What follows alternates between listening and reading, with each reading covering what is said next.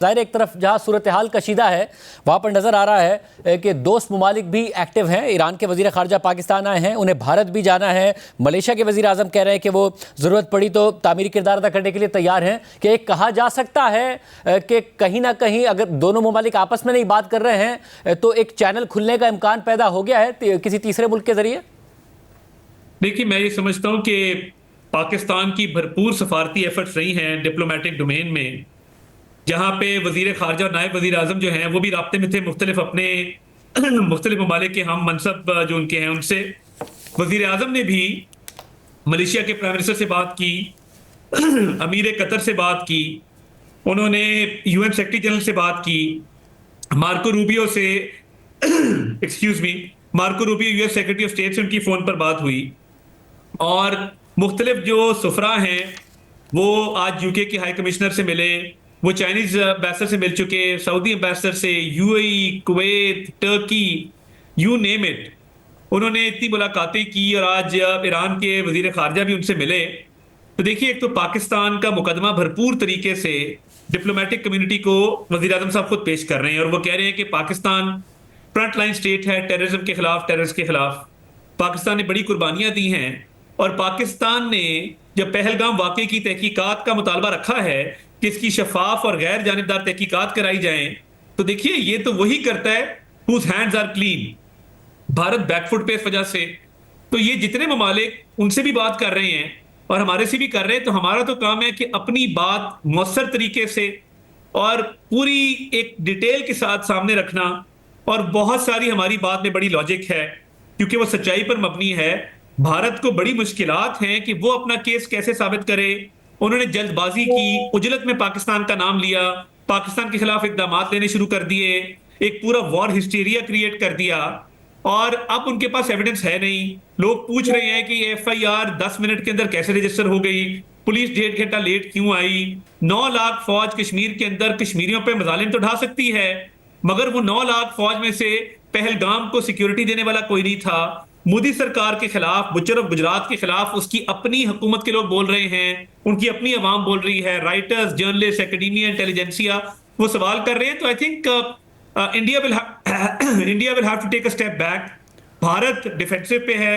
साहब, उसमें step back जो है उसमें अहम बात यह है कि वो राजी हो जाए किसी भी तहकीकात के लिए। वजीर आजम ने आज आगे बढ़ते हुए जो बरतानवी हाई कमिश्नर से मुलाकात थी उनमें भी मैंने अक़वामी तहकीकात की पेशकश का किया और कहा कि बरतानिया भी इसमें शामिल हो जाए। तो ये सुफरा क्या बता रहे हैं, भारत की तरफ से क्या रिस्पॉन्स आ रहा है इन ममालिक को?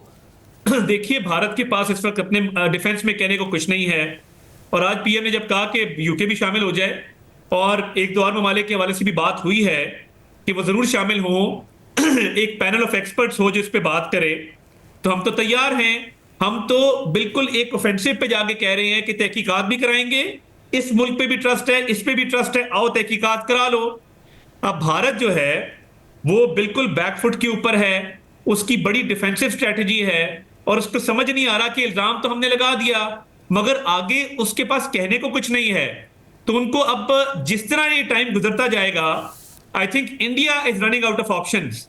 हमारे पास तो देखिए, हमारे पास बहुत सारी एविडेंस भारत के खिलाफ है कि वो दहशतगर्दी के वाकयात में मुलविस रहा है पाकिस्तान के अंदर भी। और जिस तरह कनाडा यूएस और ऑस्ट्रेलिया की बात हुई, ट्रांस नेशनल रिग्रेशन की बात हुई कि वो स्टेट स्पॉन्सर्ड टेररिज्म करता है, सिखों की असैसिनेशन है। कुलभूषण यादव यहाँ हमारे पास बंद है जो दहशतगर्दी के वाकयात में मुलविस था। और देखिए, हम जाफर एक्सप्रेस की भी बात कर रहे हैं, दुनिया को बता रहे हैं कि जाफर एक्सप्रेस का वाकया हुआ और बीएलए के टेररिस्ट इंडियन टीवी चैनल पे बैठ के इंटरव्यूज दे रहे थे और ऐसी फुटेज जो पाकिस्तानी मीडिया को मुयसर नहीं थी, उन दहशतगर्दों के फोन से अवेलेबल थी। वो पहली जो पटड़ी को ब्लास्ट करने की फुटेज है इंडियन चैनल्स को कैसे मिल गई, तब तो इंडियन चैनल सेलिब्रेट कर रहे थे। अब जब पहलगाम का वाकया हुआ है और पाकिस्तान को इससे जोड़ा जा रहा है और एविडेंस नहीं है और पाकिस्तान तहकीकात का कह रहा है और डिफरेंट मुल्कों को भी इसमें इन्वॉल्व कर रहा है, तो India is running out of options. Time जैसे गुजरता जाएगा भारत बंद गली में जा रहा है और उनके पास कोई वे आउट नहीं होगा डिप्लोमेटिकली और नैरेटिव डोमेन के अंदर। अच्छा, फिलहाल जाहिर है जो सिंतास मुआहदा है उसको मुअत्तल करने का उन्होंने ऐलान जरूर किया है। पाकिस्तान की पोजीशन है वो नहीं कर सकते, एकतरफा तौर पर बिल्कुल नहीं कर सकते। अभी पानी रोकने की, डाइवर्ट करने की इत्तला जरूर आ रही है, मगर अभी हाई फ्लो सीजन होगा तो वो फिलहाल नहीं कर पाएंगे। ये भी है कि वो टेरेन ऐसी है कि शायद उसमें कोई बहुत बड़ा डैम भी नहीं बना पाए वो। मगर भारतीय मीडिया ने रिपोर्ट करना शुरू कर दिया है कि भारत इसकी तैयारी कर रहा है। पाकिस्तान का क्या रद्द-ए-अमल होगा इस हवाले से? देखिए, पाकिस्तान ने अपना रद्द-ए-अमल बिल्कुल वाज़े और दो टोक अल्फाज में बयान किया है। वो पीएमए काकूल की पीएम की स्पीच हो या वो नेशनल सिक्योरिटी कमेटी का एलामिया हो कि पानी रोकने की या उसका रुख तब्दील करने की कोशिश को पूरी फोर्स के साथ निपटा जाएगा। और इसमें देखिए शाहजेब साहब, हमारे पास तमाम ऑप्शंस ओपन है। ये हमारे 24 करोड़ लोगों का राइट है पानी पर, ये हमारी लाइफलाइन है। एक मुआहदा मौजूद है जो खत्म हो नहीं सकता, जो यकतरफा तौर पे उसको खत्म नहीं किया जा सकता, मुअत्तल नहीं किया जा सकता। तो हम अपने पानी के भी जो एक पानी के हक का दिफा है उसके लिए तमाम ऑप्शन हमारे पास ओपन होंगी और आबी जारियत का मुकाबला भरपूर तरीके से करेंगे। साहब, और उसमें आपने ज़रा गुज़िश्ता हफ्ते एक अचानक रात 2 बजे मीडिया टॉक की जिसमें बताया कि ख़तरा मौजूद है। फिर ये अब इसहाक डार साहब ने भी इस बात को कंफर्म किया है कि उनके जो रफ़ाल तैयारे थे वो आए थे, उनका सिस्टम जो था उस वक्त वो उसको नाकारा बनाया गया, जिसकी वजह से वो वापस चले गए। मगर अब खबरें ज़रूर आ रही हैं कि भारत में मुख्तलिफ रियासतों में मॉक ड्रिल कराने के हवाले से अहकाम जारी हुए हुए हैं। भारतीय पंजाब के इलाके फिरोजपुर कंटोनमेंट में 30 मिनट ब्लैकआउट की रिहर्सल हुई। पाकिस्तान भी मिसाइल के तजर्बे कर रहा है। तो ये जा किस तरफ रहा है मामला? ये फिर इसी तरफ जा रहा है कि दोनों ममालिक तैयारी ज़रूर कर रहे हैं? देखिए, मैं जब उस रात आया था तो हमें बिल्कुल कंफर्म्ड इंटेलिजेंस रिपोर्ट्स थी, मगर इनकी जरूरत नहीं हुई और इनके आपने सुना कि इनकी कम्युनिकेशन सिस्टम डाउन हुआ। ये अल्लाह ताला का फजल है कि भारत ने जब भी जहारियत की कोशिश की है, पाकिस्तान ने तो मुंह तोड़ जवाब दिया है, मगर इसका जरूरत भी नहीं कर पा रहा। देखिए, दुश्मन मकार है, बदनीयत है और इस ताक में है कि किसी ना किसी तरीके से पाकिस्तान पर हमला किया जाए। इसकी पॉसिबिलिटी मौजूद है। और जो न्यूज वहां से आ रही है कि वो ड्रिल शुरू हो गई है, सिविल डिफेंस की ट्रेनिंग्स का उन्होंने कह दिया है, तो देखिए वो इस ताक में है। मगर हम भी हमा वक्त तैयार हैं, मुकम्मल तौर पे हम अलर्ट हैं, हमारी आर्म्ड फोर्सेस। और मैं आज एलओसी पर भी गया, वहां पर अपने फॉरेन और लोकल जर्नलिस्ट को भी लेकर हम गए और उनको पूरा एक पर्सपेक्टिव दिया कि भारत जहां से कह रहा है कि दहशतगर्द आते हैं, वहां तो कोई बात ही नहीं है ऐसी। वो भी अब इंडियन मीडिया चला रहा है और आज उनके पास कहने को कुछ नहीं है, वो शर्मिंदा हैं। तो देखिए, जिस ताक में भारत है ये आजमा के देख लें। हम मुकम्मल तौर पे तैयार हैं और इनको मुंह की खानी पड़ेगी। इस दफा रिस्पांस कई गुना ज्यादा होगा कि इनकी नस्लें याद करेंगी अगर इन्होंने हमला किया पाकिस्तान में। मगर अब आपको लगता नहीं है कि 13 दिन गुजर गए एविडेंस देने का भी और कोई एक्शन लेने का भी? जब दुनिया इतनी एक्टिव हो गई, अक़वाम मुत्तहिदा हो, दीगर ममालिक हो, वो दो तरफ एक्टिव हो गए, अब खतरा कम हो गया है कि भारत कोई कार्रवाई करेगा? नहीं, देखिए, कुछ भी कर सकता है। जब आपके पास लॉजिक खत्म हो जाए, रीजनिंग खत्म हो जाए, सबूत आप पेश ना कर सकें, अगले मुल्क की कहने पे इन्वेस्टिगेशन शुरू ना कर सकें और टाइम गुजरता जाए, तो फिर प्रेशर आप पे बिल्ड होगा। उस वॉर हिस्टीरिया और मैडनेस में कुछ भी कर सकते हैं। ये जो सिविल डिफेंस को उन्होंने एक्टिव किया है और जो ड्रिल शुरू करवाई है, ये किस लिए करवाई है? तो देखिए, वो ताक में जरूर हैं और हमेशा काफी दिन गुजर जाने के बाद भी ये इम्कान रहता है कि वो कुछ ना कुछ करेंगे। देखिए, हम मुकम्मल तौर पे वी आर अलर्ट, हम जवाब जरूर देंगे। पाकिस्तान ने कभी पहल नहीं की, मगर जब भी इन्होंने पहल की है उस पहल का इनको ऐसा जवाब मिला है कि हमने हमेशा मुंह तोड़ जवाब दिया और इनको मुंह की खानी पड़ी है।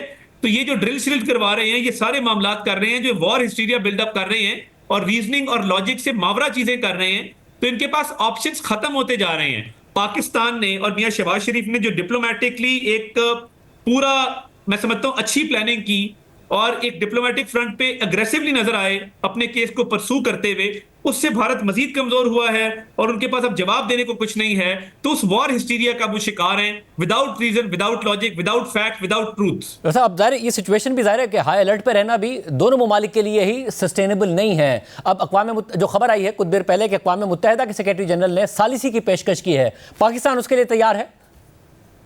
देखिए, मैं ये समझता हूं कि ये अभी तक तो कोई इस पे बातचीत नहीं हुई, कोई मुशावरत नहीं हुई और जो भारत इस वक्त कर रहा है, Bharat will have to take a step back. मैं समझता हूं कि भारत को एक स्टेप पीछे हटना पड़ेगा और ये वॉर सीरिया खत्म करना पड़ेगा। हम तो तैयार है अपने आप को डिफेंड करने के लिए, मगर अभी फिलहाल मुझे कोई ऐसा इम्कान नजर नहीं आता कि कोई सालसी की तरफ बात बढ़े। मतलब अगर पाकिस्तान ये चाहेगा कि सालिसी हो तो कम से कम ऐसी हो कि कोई भी वाकया, अगर भारत के अंदर अपनी फॉल्ट लाइंस हैं, कोई भी वाकया हो और उसके बाद दोनों फौजें आमने सामने और ये जंगी माहौल बार बार ना बन रहा हो, अगर कोई तीसरी कुव्वत भी फायदा उठाकर दोनों ममालिक को आमने सामने, न्यूक्लियर आर्म ममालिक को आमने सामने कर दे। देखिए ऑब्वियसली एस्केलेशन जो है उसको कम होना सबके मफाद में है, खित्ते के मफाद में है, और जितने ममालिक और ऑर्गेनाइजेशन चाह रही हैं कि एस्केलेशन कम हो, बिल्कुल वो होनी भी चाहिए। मगर पाकिस्तान को ब्लेम करना, सिचुएशन को एक्सप्लॉइट करके पाकिस्तान पे हमले का जवाब पैदा करना, उसके लिए पाकिस्तान जो है वो मुकम्मल तौर पे डिफेंड करेगा अपने आप को, किसी भी जारियत का जवाब देगा कई गुना ज्यादा। तो देखिए इसमें पाकिस्तान का कोई कसूर नहीं है। पाकिस्तान इन्वेस्टिगेशन का भी कह रहा है, पाकिस्तान ने अपने राइट ऑफ सेल्फ डिफेंस को भी मेंटेन किया हुआ है, और भारत आगे से कोई दलील नहीं दे पाया, कोई सबूत नहीं दे पाया। पूरी दुनिया पूछ रही है कि कहां पे है सबूत, और इन्वेस्टिगेशन से क्यों भाग रहे हो, जिसका भारत के पास कोई जवाब नहीं।